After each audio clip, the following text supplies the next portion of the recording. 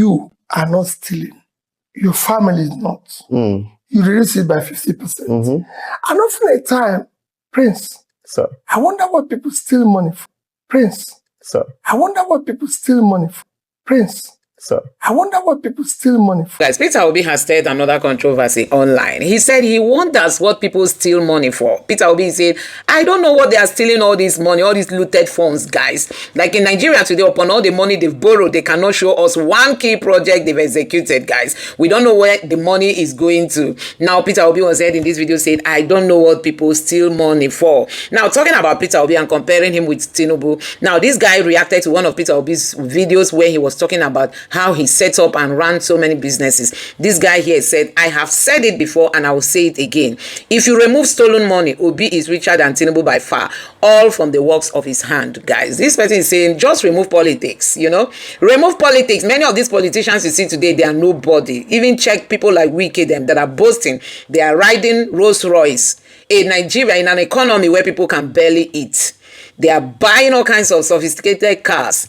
But Nigerians are groaning. Now, this guy say, remove stolen money. Let's do it by your competence, your ability to create wealth. That Peter Obi is richer than all these people, guys. Politics is what has made them rich. Now, Peter Obi explained about how he even took over as the governor of Anambra State in this video. Look at what he said. He said, on Thursday, 16th March 2006, I was presiding over Fidelity board meeting as the chairman. And all of a sudden, late Nnamdi Kanu said, stop, Mr. Chairman. You have been declared the governor of Anambra State. And that was how the meeting ended. Peter Obi, NDC presidential candidate, guys. This is to tell you that even while Peter Obi was still waiting for the appeal court or Supreme Court to declare their ruling, Peter Obi went on with his normal business, guys. If it is the politicians we have today, they will be going to meet judges and all the Supreme Court heads and meeting with top officials just to avert judgment, just to make sure they disrupt the court process, to make sure that the right judgment is not delivered. But Peter Obi was waiting for court ruling. He still went ahead as the chairman of a bank. Peter Obi was a chairman of 3 different banks, guys. And you can see him here saying it was in the course of a board meeting that he was presiding over, that someone come and told him that they've declared you governor and you are here. He said that was how the meeting ended because he needed to, appear in Oka immediately, guys. This is nothing but leadership. Now, I'm also going to allow you to take a look at how Peter Obi has explained how he ventured into all what he's doing, guys. Just take your time and watch this video. And to even tell you that, hey, Kenneth Okonkwo must be weeping wherever he is today.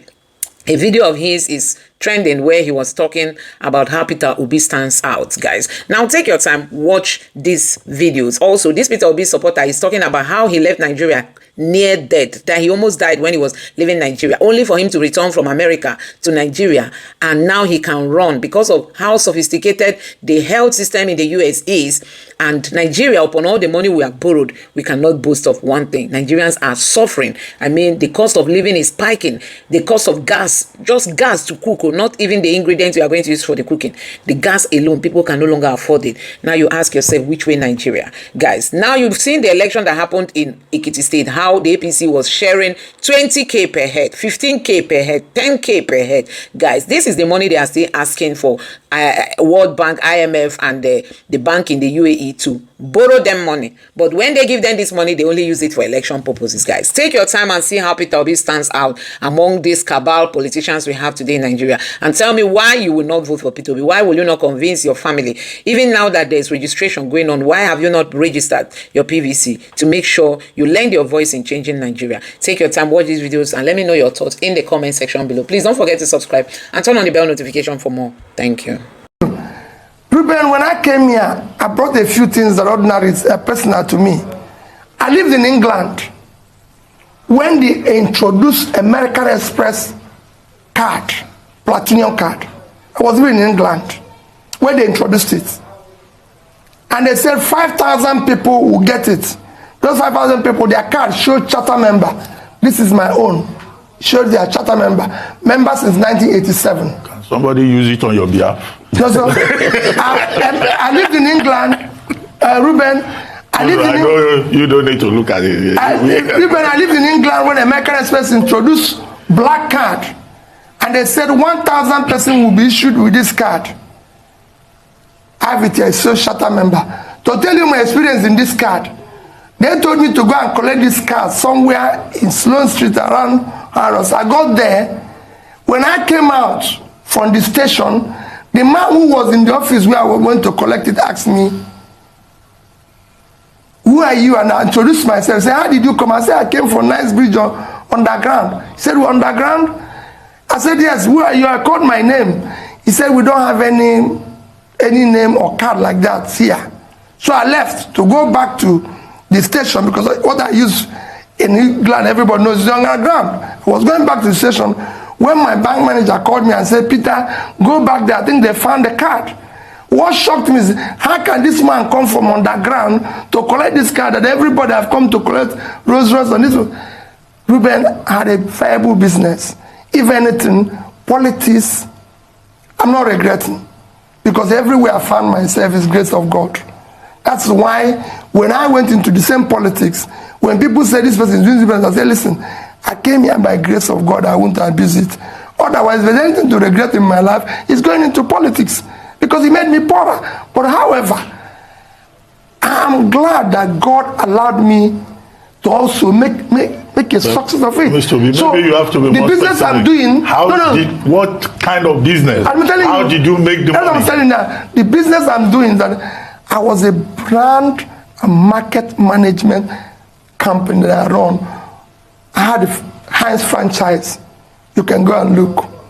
I was the sole importer of Heinz salad cream, baked beans. Just to give you an example of one company. South African breweries, who's the international breweries, I was their sole engineer. I can go on and on. I was working, bringing the Ovaltine for Novartis with another company. When I can go on and everything. In fact, to tell you what the company is, the company I was involved before, when I left and my brother took it over and paid me off, sort of became Next Cash and Carry that you see in Abuja and Port Harcourt now. So it's the same company. I was a trader. Everybody knows I was a very big trader. Even chairman will tell you.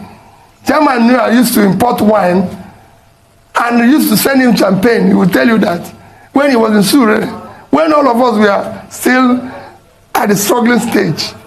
So I had a viable business, but went into banking. So if the person wants to know, I was sitting on board of 3 banks, could be chairman of one before I became governor. So that is also a business. So you have shares in those banks too? Major shares. Major shares in those banks? Yes. Well, thank you very much, Mr. Peter Obi, for joining us this morning. I'm sure that this conversation will still generate more conversations out there. Thank you very much. Thank you. In West Africa, and I was the CEO. And it's good that I tell you the background of how I became governor. I was living in the UK, operating in Nigeria. I declared the governor and winner of the election on Thursday, 16th of March 2006. On that day, I was presiding over Fidelity Bank board meeting as the chairman. And I have members, you can ask this. One of the members is somebody you value a lot, Bismarck Rwani was a member of the board. Leighton Dubiscama was a member of the board. Jara Magoro was a former Ondo chairman, was a member of I was the chairman. I was presiding over a board meeting, and suddenly Leighton Dubiscama said, "Stop, Mr. Chairman." I said, "What?" He said, "You've been declared the governor of Anambra State." That was on a board meeting. And that was how the meeting stopped. From there, I called and they said, "You have to proceed to Abuja to meet for INEC to give you certificate of return." So I left board meeting, went to the airport, got the next flight, went to Abuja. By 6 p.m. that day, they gave me certificate of return. And I said to them, "I want to go back to Lagos the next day to bring my clothes, just clothes, to bring a few things so I can go to Oka for this way." They said, no, that please, you need to proceed to Oka immediately, because the then governor, Dr. Chris Ngige, because of his circumstances, I've left the country. Immediately I was declared, he lost his immunity, so he left through the borders and left out of the country. So there was no government in Anambra State. So that's how the next morning I moved to Oka. Arrived Oka, just took a flight to Enugu, arrived Oka. As I arrived Oka, they took me to the chief judge in a small space. He said, these are forms for you to fill to declare your access. I filled that form about 30 minutes, whatever I could remember. The next thing I was sworn in as governor. When I finished the swearing in, I asked, okay, so I'm now sworn in. Where does the governor live? They say, because that time the governor's lodge was burned down, the office. I said, where is the governor live? They said, there's no house. Where is his office? There's no office. So what do I do? Any paper, anything? Nothing. Let me tell you, on the 12th of August, when I left this country for medicals, I was on a wheelchair.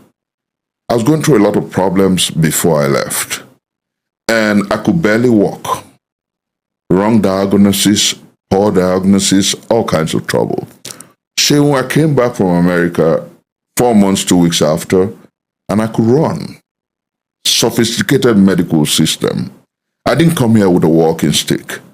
I'm getting better by the day because of the drugs that they give to me. Systems differ. You know, you don't make, when I hear Nigerians say, all over the world, there's no fuel subsidy. I say it's a lie. Let me even shock you, Shehu. Nigerians buy fuel much more expensive than Americans do. Americans buy fuel in gallons. In a gallon is between 4 and 5 liters. Yes, when I was there, it was about $2.32 per liter, dollars per liter. If you convert it, you find out that it was barely about less than 1,000 naira per liter. How much do you buy fuel today? And then you go further.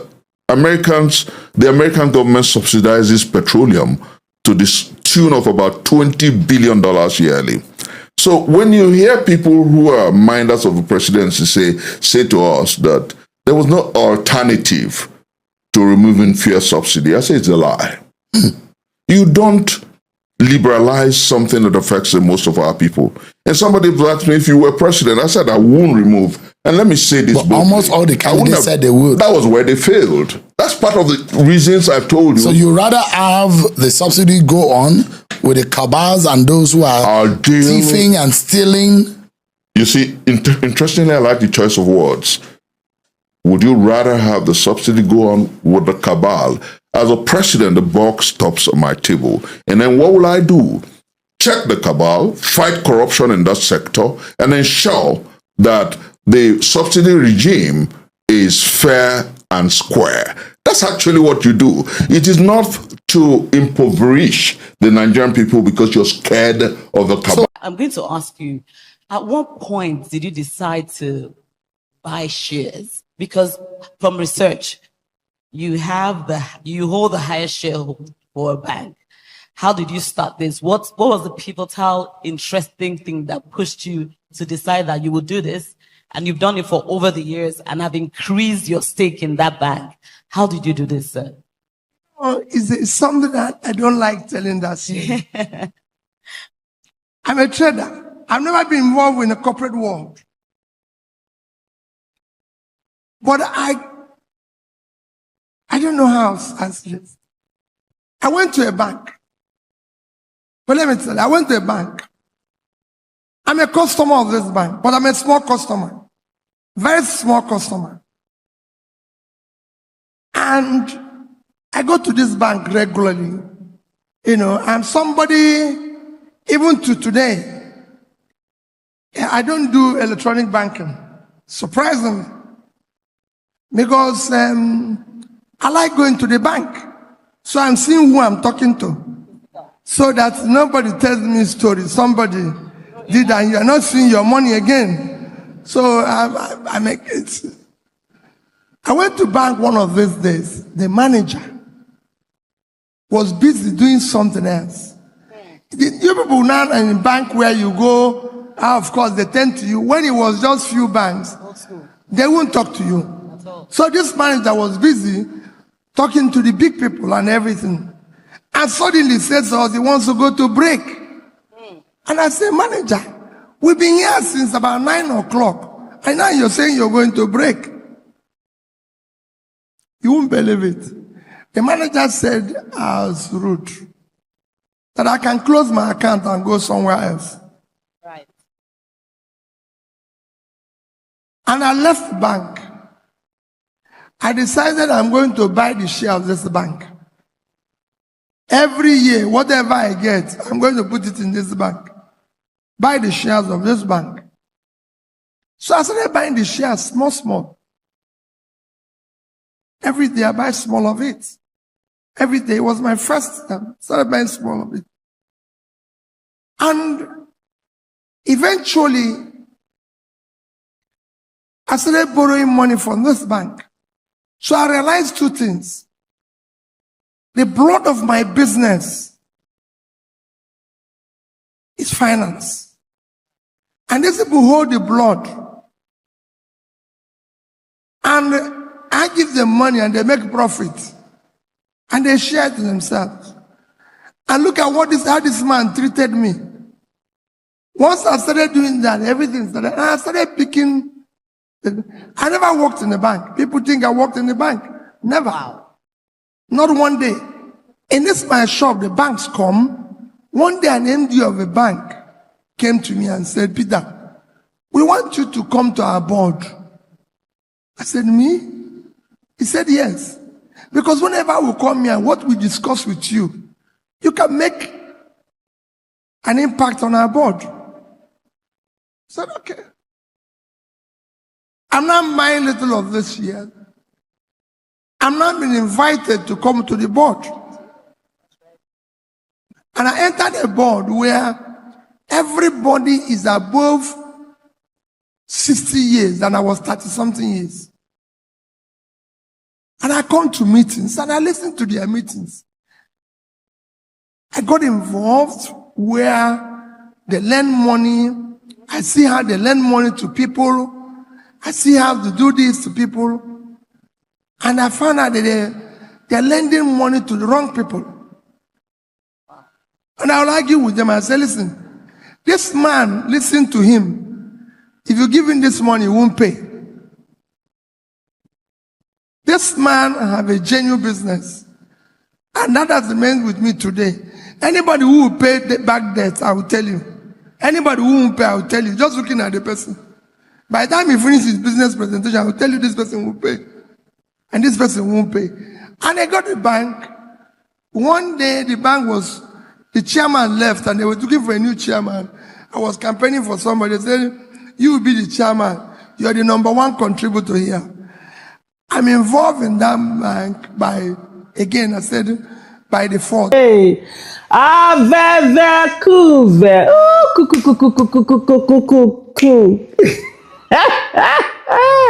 Let me add another one from our people. That's something they also do. That's one expression. Oh my goodness, I'm sure you watched that video, and that's Mr. Peter Obi bragging right there. And you know, when you have those bragging rights, it's the rights that you bragging rights, the rights that you have, and then you say that go and verify. And you know that when they verify, the verify will be verifiable. That is just it. But on the more serious note, you understand when Peter Obi talked about the fact that when he got into public office, that he said he doesn't have regrets. He actually became poorer. It's actually true. When you put yourself in this, I can also look at it from my own small part, because I'm a businesswoman, I'm a trader, I'm a distributor. And by the way, distributorship, oh Lord have mercy. Sometimes when me and Peter Obi, when we talk about certain things and it's all he's talking about, this is business, I'm like, why didn't I know you in 20? Why didn't I know you in 2005, 2006, 2007, in the heart of my distribution? This thing, there are some businesses that I was looking for their distributorship. Hey, Nestle. I look for that Nestle. I don't get Nestle. I remember when Nestle water came in Kaduna, there was only one woman was selling. Do you know what it is to be a sole distributor? That's the gold mine. For every trader, when you're into distributorship, that being a sole distributor is such a gold mine, because more. Your hand go touch. I was just saying, it was this thing was happening. Why didn't I know you then? But anyway, it is what it is. So being a sole distributor is a whole lot. And for you to be a sole distributor of like Africa, one of the things that Peter Obi also talks about is the fact that so many products, like you go to your place now, you give him a product. There's one product he used to talk about. I can't remember what it was. he said he went to an office and then they gave it to him and he used it. I mean, he ate it or something. It was very nice. He traced the producer. Was it to Bangladesh? Maybe to this South Asian countries, one small place. Went to go and meet the DC. At the end of the day, became the sole distributor of that man. The man had small DC. He started buying everything, collecting everything, and distributing it. You know, that's the businesses. But you see, public service takes away a lot from you, especially if your business is to serve. For those whose business it is to make money, to make fame, or get one thing or the other, personal interest. Public service is the one that's when they blow, that's when they hammer, that's when they do this and that. But if you're there to actually do the work, it takes away so much from you. And that's why for me, when a lot of people say, oh, Aisha, you're not going to serve, you're not going to do this, you're not going to, even in 2023, you know, a lot of people that said this, I said, no, I don't want to serve, I'm not ready. And meanwhile, in that 2023, that Labour, I was begging people to come and run on that Labour Party. But me, because actually I wasn't ready, you know, to serve.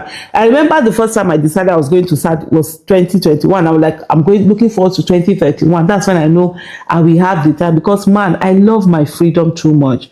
In this whole thing that has happened, this whole NDC, hula baloo, and whatever. And I see a lot of people, you know, reaching out to me. People are concerned, you know, and see. There was one that was saying she was commiserating. I wanted to commiserate with her. I said, madam, wait. Person die. My pikin die, be my husband die, be my mama die, my papa die, be my sister die, be me die. So why are you commiserating? I said, there's nothing, you know. But one of the things that people don't get it, for me, especially although by the time I select my public, you know, how do I put it? Be an advocate, public advocate, and all of that, I couldn't focus on my business. In short, I lost interest in money making. It is not that I'm feeling like I'm going back to go look for that money, because I have the money that I can use to make advocacy. I don't send anybody, papa. But I need the money that I can use to. You know the kind of money I'm looking for now. Let me even tell you people, I'm looking for that the one they call bastard money, legitimate. The kind of money that I will look and say, that's the role I always say that I wanted to play in politics. So, but it's just like it needs money. I'll be able to say, I'll be like a godmother. I say, this person has competence, character, capacity. He will work well for the people. You make a good governor here. I'll just drop like say 10 billion. Start. Let's put that person there. Or here, this person will make a good lawmaker. You understand? Imagine they are doing an election is coming, and I'm sponsoring like maybe 50 to 60 senators. And sponsoring like maybe 200 or to 250 House of Assembly, state houses of assembly. I'm doing like maybe 500-600 or so governors. I'm doing like, 20-25. That's the money I'm looking for. If you know how to make that money, please come. By the way, I'm selling fertilizer. I sell fertilizer, so I just got distributorship for fertilizer. I really want to focus on that. And so if you know anybody that want to buy trailer of fertilizer, please reach out. And that's the kind of, I'm looking for that kind. I'm telling you to say, but on a serious note, yes, it does. You actually lose more. You lose this thing. So when I see people come, I'm like, do you know, in the last, since this whole primaries, blah, blah, blah, will not be done, everything was done after, I think that was May 30th was the last day. And also, the kind of relief I have had. I see relief, freedom. I'm doing my thing. I'm like, because in the last 1.5, almost I think 1 year, 1.5 years, I've actually been working on this thing. People thought, she just started after Senator Natasha's this thing. That was when I said, no. This thing, I need to run for this thing. The luxury that I said, I don't want to do that. I just felt I was a bit selfish. I'm asking people to run, but I'm not running. And I'm like, it was that at that time during Natasha's this thing. So that's like 1.5 years ago. And that's when I started working on this thing. Right from, and the whole, obstacles that I faced. One day we'll talk about that story. But you see the relief for me, the freedom, the relief, the enjoyment. I'm thinking of traveling already. I'm going to go. I'm planning on going on. Is it 1, 2, 3, 3 or 4 this thing? Just go and relax and enjoy. If to say continue now, they did primaries, I would have won definitely by the grace of God. I knew I was winning because that was why they didn't do primaries. It was on lockdown. I would have been here now planning how to do this, going to this, do this. Now I'm just like, baby Callie, thank you so much for watching. Now you've traveled to multiple states and you've seen things that happen. Now that you are running again, I know over your last run, you did emphasize important things to you. What are your top 5 focus once you get in, if elected as president? What are the top 5 things that you can tell your voters that you would be your main focus? I sing them every day. One is to unite the country. Okay. The country is not united. It is time to remove what divides us along ethnicity, religion, and other primordial things the politicians have put in place. Because when they cannot compete, they bring in all this. When they're incompetent, they bring in what divides us. When they don't have compassion and commitment, when they have faulty and false qualifications, character, when they lack integrity, which they know the people question, they bring in all this. We're going to remove it and make sure that we stand united. We're going to secure the country. We cannot have a country where people cannot go to bed and sleep with their eyes closed. We cannot have a country where mothers are not sure that their children that went to school will come back. We cannot have a country, I can go on, so we must secure the country. We will invest heavily in education. 20 million out of school children is not acceptable. We will invest in education and people will see it, feel it visibly and physically. We will invest in health. That's number 4. Primary health care must be there. That's why I said we must have functional. Today we're out of our almost 30,000 primary health care facilities. Only about 20% at most functional. We want to increase that number. As I said, that in 4 years, there must be a functional, well-manned primary health care in all our 8,809 wards. My target is 10,000 in the first 4 years. Minimum will be 10,000 functional primary health care. The government is supporting the system. They will know it's functional. That's how we want. So this will now start the journey of a physical health care. We will start proper pulling people out of poverty by investing, supporting small businesses, genuinely small businesses, MSEs, genuinely in areas of agriculture, in areas of manufacturing, mini manufacturing, in areas of small businesses, distribution and everything. Genuinely, this is what we will now use to create mass employment. If you look at it, keep saying Indonesia, you will see that 90% of their jobs, employment, comes from this sector. That it shows a country that is developed. And that should be in Nigeria, because that's how you can now have the big corporations of tomorrow. So guys, let me quickly take you through some of the headlines of what is happening on the social media space. This person here reacted saying, this is what President Tinubu should have done to his service chiefs as the chief in command of the country. But unfortunately, he doesn't like, it doesn't look like President Tinubu is in charge. Now, see what happened here. He says, I will remove you 2 weeks from today if I hear any incident of one chance traffic robbery in Abuja. Commissioner of Police warns DPOs. So people are saying that this is exactly the kind of leadership Tinubu is supposed to show. You know? But no. Tinubu will sit down and allow the country to be going down. Just tell the terrorists, surrender, you and your sponsors. Finish. Peter Obi shows that he has been operating at global elite level since as far back as 87. When he was among 5,000 people globally to get the platinum card. And in 1999, when he was among 1,000 people globally to get the Centurion card. One thing about Igbo people is that when you see us support another leader fully, they are usually extremely excellent. That is true of all our leaders. Zeke will be a legacy of elite leadership.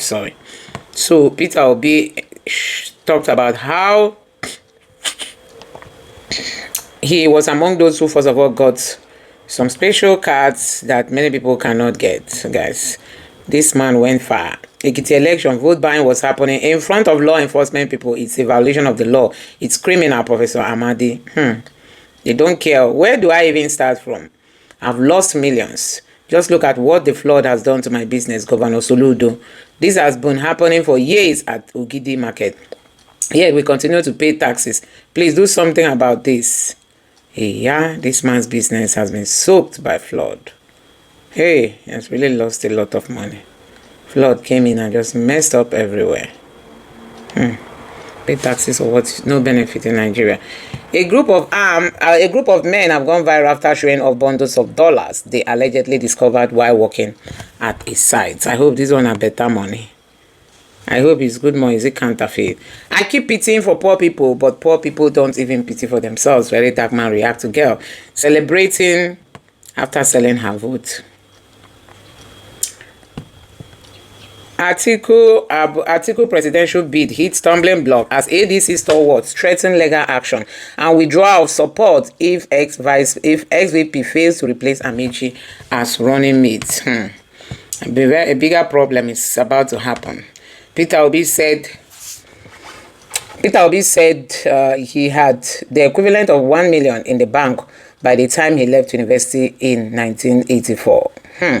To be fair, at that time, the Naira was very strong, but boy, Peter Obi said he had $1 million US as at the time he left school. This man, Peter Obi, you are too powerful, guys. Peter Obi is too powerful. Okay, movement Plateau State inaugurates. Peter Obi is coming. Hey, Plateau State too. Plateau State, if you don't want killing, if you are tired of the killings, vote Obi Kwankwaso. If you are tired of the displaced IDP people, vote Obi Kwankwaso. Guys, that's just what we are saying, you know. Nigerian man shares the heartwarming story of taking his dad flying for Father's Day. Yeah? He took his dad. Is it to a private jet? It's amazing to watch, guys. Took a Nigerian dad flying. Guys, this is nice to watch, you know, with all the poverty people are experiencing. If consistency were a person, Obi has always been consistent. Ew, this man has really shown leadership. I mean, pure leadership.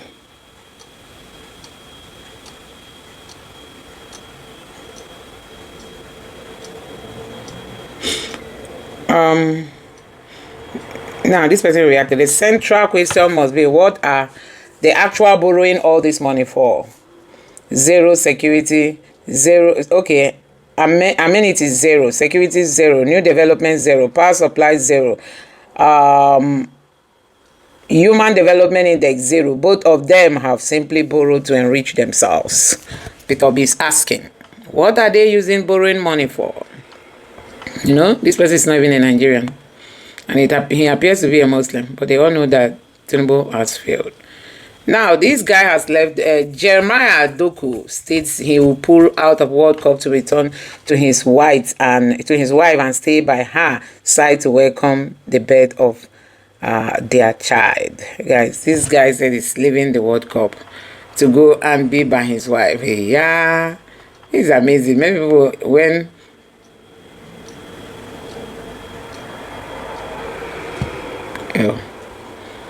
so that is it. Prime Minister, breaking news, Prime Minister resigns.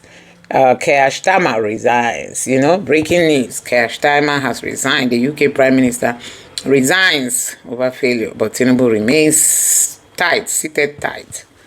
You know, Showora arrives court ahead of trial over alleged insults of President Tinubu. This one, Tinubu will just keep people, you know, up and down so they're ahead of the election. So guys, let me know what you think about all this in the comment section below. Leo Messi and Argentina teammates spotted having some fun before 2027 World Cup game. Anyway guys, let me know your thoughts as regards to all this in the comment section below. Please don't forget to subscribe and turn on the bell notification for more. Thank you.